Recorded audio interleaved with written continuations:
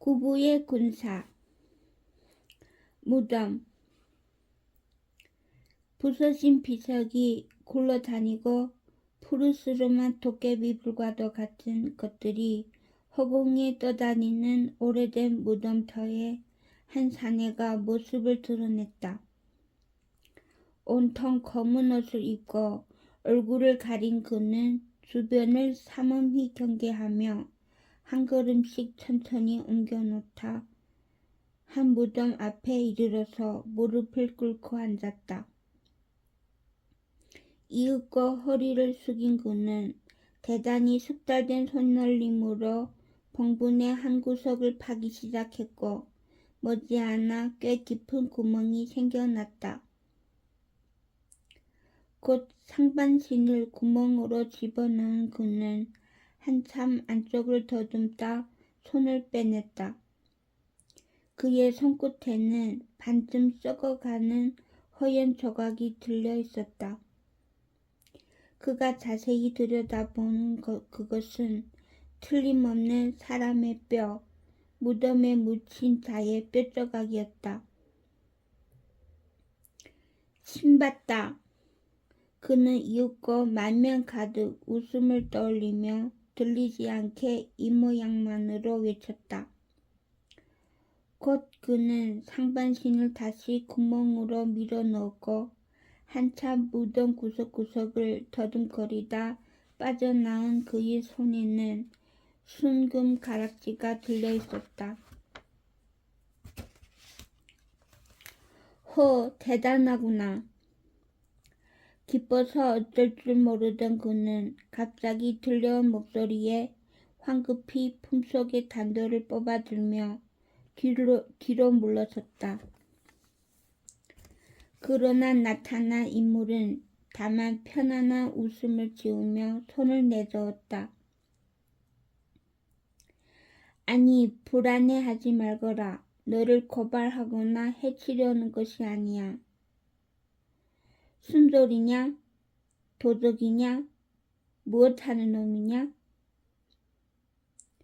쉬, 태왕이야. 뭐? 이런 정신나간 놈을 보았나? 저리 꺼져. 덕울꾼이 단도를 치켜세우며 위협했으나 스스로를 태왕이라 밝힌 인물은 아랑곳 없이 손사래를 치며 한 걸음 가까이 다가갔다. 겁먹은 덕울꾼의 단도가 태왕에게로 향하고 시퍼런 날이 반짝이는 찰나 어둠 속에서는 마치 닭이 날개를 퍼덕이듯 바스락거리는 소리와 함께 한 사내가 나타나 덕울꾼의 팔목을 비틀어 쥐었다. 단도는 힘없이 바닥에 떨어지고 나타난 사내는 덕울꾼이 귀에 속삭였다. 나는 이미 15살 무렵에 거구려 제1장 연어의 기회를 모조리 익힌 태왕 폐하의 호위무사 정득.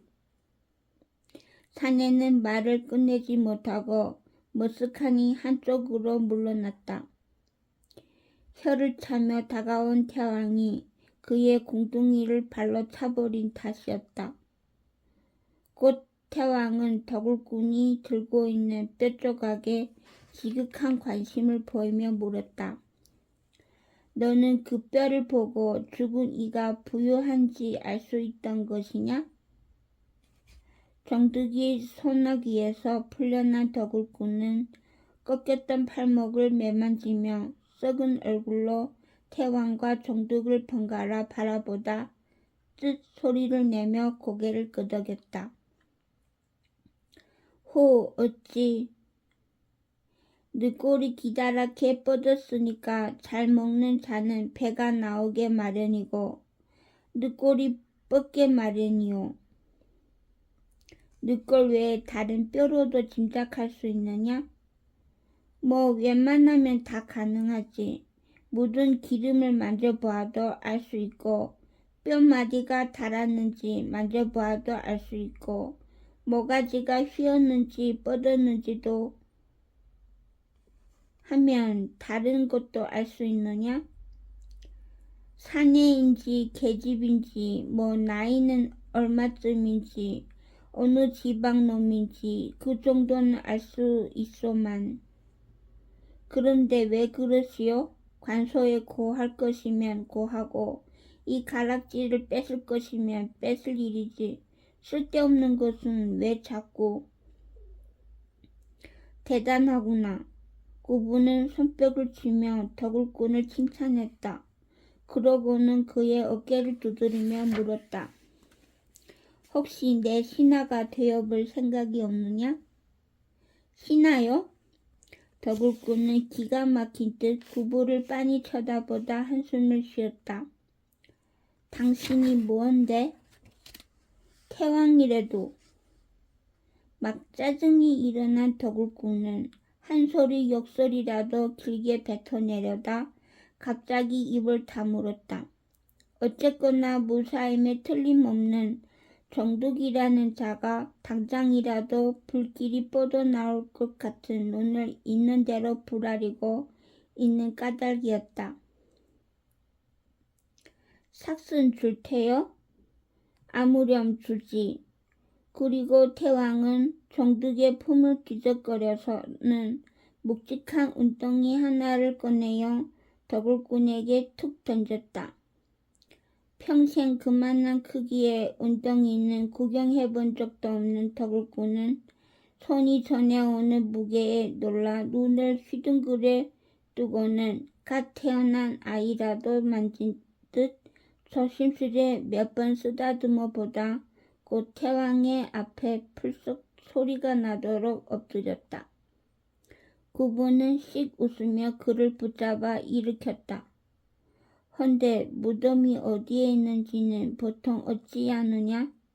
덕을 하려면 일단 무덤을 잘 찾아야 할 것 아니냐? 일어선 덕울꾼은 만명 가득 존경을 지어 보이며 공손히 답했다.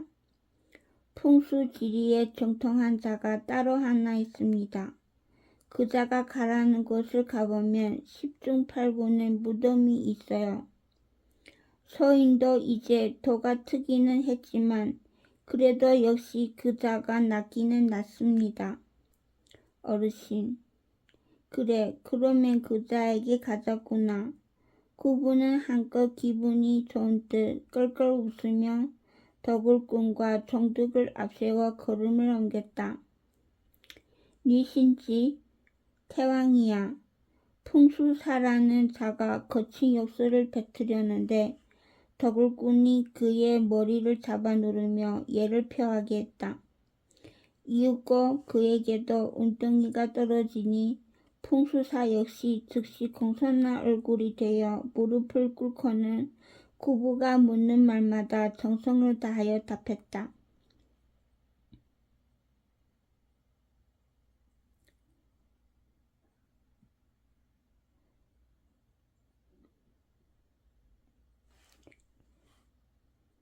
지방마다 다릅니다. 해가 반절 이상 나는 지방은 산골을 좋아하고 좀 추운 지방은 휑한 들판을 좋아해요. 아무래도 시체라는 게 썩으면 보기 안 좋고 하니까는 재미있는 건 이게 또 백제놈, 고구려놈, 신라놈 다 다르고 그렇습니다. 고구려는 무덤 돌이 크면 권세가 높은데 신라는 또 작을수록 높고 그래요.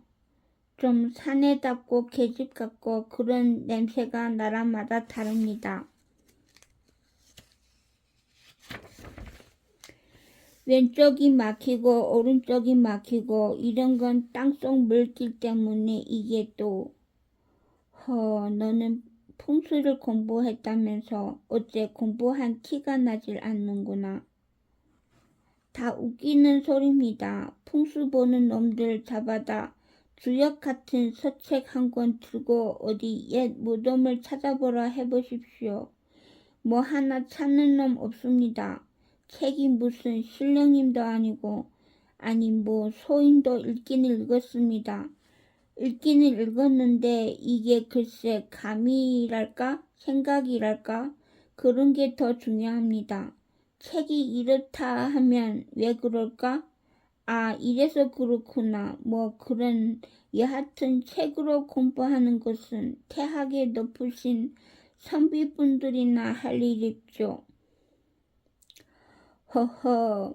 그분은 크게 웃으며 풍수사의 어깨를 두드렸다. 그 태학의 여느 학생들보다 내가 훨씬 낫구나. 그래, 사람은 생각을 해서 알아야지. 풍수사 역시 손사래를 치며 낄낄 웃었다. 다만 농담으로 받아들인 탓이었다. 헤헤, 태학이요? 듣자니 어르신은 태학을 가보시기라도 한 것 같습니다. 가볼까? 예? 태학 말이다. 말 나온 김에 한번 가보자꾸나. 어쩌면 거기에도 쓸모있는 놈이 있을지 아느냐? 에이, 없습니다. 없어요. 제 답답한 선생들이지. 내가 하나 받은 놈이 있기는 한데 말이야. 그분은 말끝을 흐리고 이내 태학이 위치한 도성을 향해 걸음을 옮겼다. 신하로 거두어진 풍수사와 덕울꾼이 제각기 웅덩이를 쓰다듬며 콧노래를 흥얼거리며 더없이 행복한 얼굴로 그의 뒤를 따랐다. 그러나 더없이 행복했던 덕울꾼과 풍수사의 얼굴은 얼마 안 있어 사색이 되어야 했다.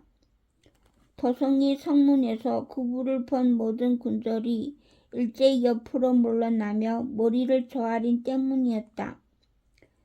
태왕을 배알한 군졸들은 사방이 떠나가라 외치며 지극한 예를 표했다. 태왕 폐하를 배웁니다.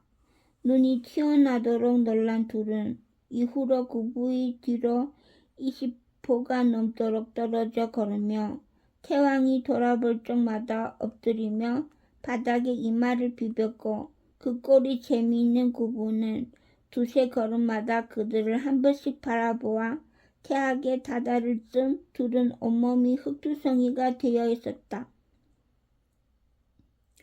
곧 태학에 들어 먼지 한 털 없이 깨끗이 닦여 있는 마루에 오르려니 민망한 그들은 멀찍이 떨어져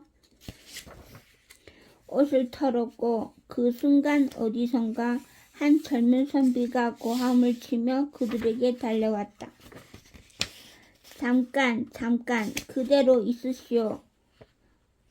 젊은 선비는 달려온 그대로 바닥에 종이를 펴며 엎드리고는 붓을 들어 그들의 모습을 그림으로 그리기 시작했다. 당황하여 먼지를 털던 그들은 멀거니 선비만 바라보았고 그림을 다 그린 선비는 종이를 들어 그들과 번갈아 바라보더니 크게 외쳤다. 새, 틀림없는 새, 씨따로다. 그러고는 저 홀로 연신 떠들었다. 과연 앞에 점 세 개는 씻을 물을 뜻하는 것인가? 아니면 먼지를 뜻하는 것인가? 혹 작은 벌레를 뜻하는 것은 아닐까? 손이 사람의 모습인 것은 분명하구만. 어렵다, 어려워. 그러고는 덕울꾼과 풍수사에게서 관심을 거두고 옆에 정득을 향해 외쳤다. 정확히는 그가 허리춤에 차고 있는 칼을 향한 외침이었다. 돈은 휘었고 검은 똑바르니 당신 허리에 그 똑바른 칼은 검이요. 하지만 검에는 갑주를 두른 사람이 서 있으니 검을 차려면 반드시 갑주를 입어야 해. 당신 앞으로 갑주를 입지 않으려면 반드시 검 대신 돌을 차시오. 정득 또한 해괴한 소리에 할 말을 잃고 선비를 바라만 보았다. 선비는 이번에는 구부를 보며 외쳤다. 제가 어째서 관을 쓰지 않는단 말입니까? 임금이 관을 쓰지 않으면 시가 되고 만단 말입니다. 그렇지 않다. 쟤는 사람 모양이 아니라 제사를 올리던 제단의 모양에서 따왔거든. 하면 앞으로 관을 쓰지 않으셔도 됩니다. 선비는 그리 쓱쓱 중얼거리고는 그들의 앞을 떠나갔다. 모두 어처구니가 없어 멀뚱히 서 있는데 구부가 어깨를 으쓱하며 말했다. 저자다. 예? 내 세 번째 장수. 세 번째요? 그래. 첫째는 너, 둘째는 너, 그리고 저자가 셋째. 신하도 아니고 장수란 말이옵니까? 구부는 고개를 끄덕이고는 멀어져 가는 젊은 선비를 따라 걸음을 옮겼다. 선비의 초수까지 따라간 구부는 닫힌 문을 열어 젖히며 선비를 부르다 말고 허 하는 탄성을 내었다. 선비의 초소에는 수백 장의 꾸깃꾸깃한 종이가 빼곡하게 널브러져 있었다. 다양한 그림과 그 그림을 닮은 글씨들이 쓰인 종이쪽들이었다. 가자. 앞뒤 없이 구부가 묻자 선비는 물끄러미 구부를 쳐다보다 주섬주섬 제 물건 몇 가지를 챙긴 뒤 걸어 나왔다. 어디로 가잔 줄 알고 묻지도 않고 바로 나서 도성의 물건은 이미 다 그려보았습니다. 어딘들 다른 걸 그려보러 가고 싶었는데 마침 가자시니 가야지요. 태학에서도 학문이 모자라 곧 쫓겨날 차였습니다. 구부는 더없이 즐겁게 웃으며 그의 손을 잡았다.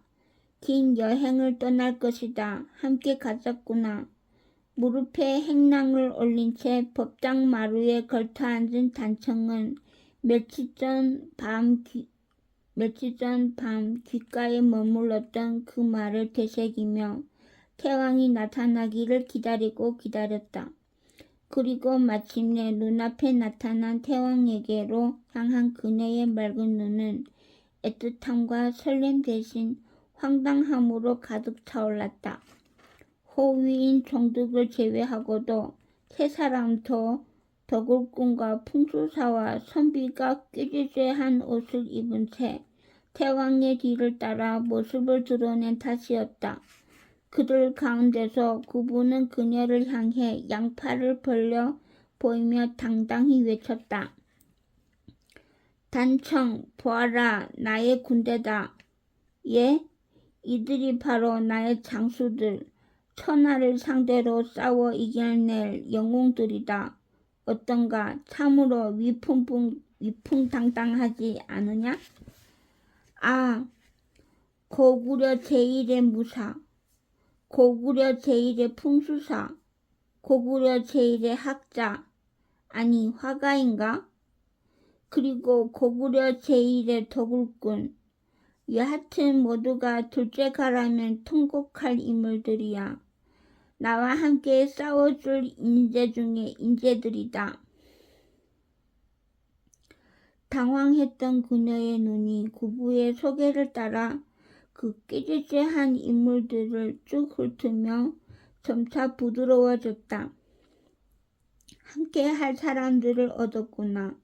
그녀는 법당 지붕 처마 끝으로 눈길을 던졌다. 과거 한없이 외로워 보이던 구부를 품에 안으며 중얼거렸던 말들을 떠올리며 그녀는 웃었다.